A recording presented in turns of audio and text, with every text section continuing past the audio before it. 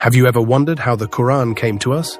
Today we'll explore the powerful story of its revelation, how it was protected, and why it still guides millions. Let's dive in.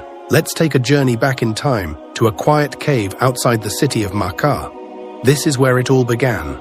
Our beloved Prophet Muhammad, peace be upon him, often retreated to the cave of Hira.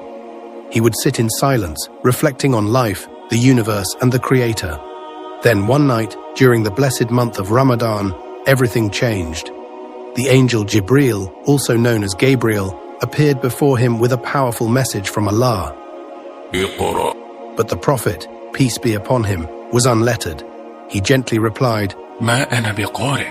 Jibreel embraced him tightly and repeated the command again. The Prophet said again. ما أنا بقارئ. This happened 3 times, and finally the first verses of the Qur'an were revealed. اقرأ باسم ربك الذي خلق خلق الإنسان من علق اقرأ وربك الأكرم الذي علم بالقلم علم الإنسان ما لم يعلم. These powerful words were from Surah Al-Alaq. They weren't just a command to read, they were a call to seek knowledge, to awaken hearts, and to connect with the divine. The Prophet, shaken and overwhelmed, rushed home. His heart was beating fast.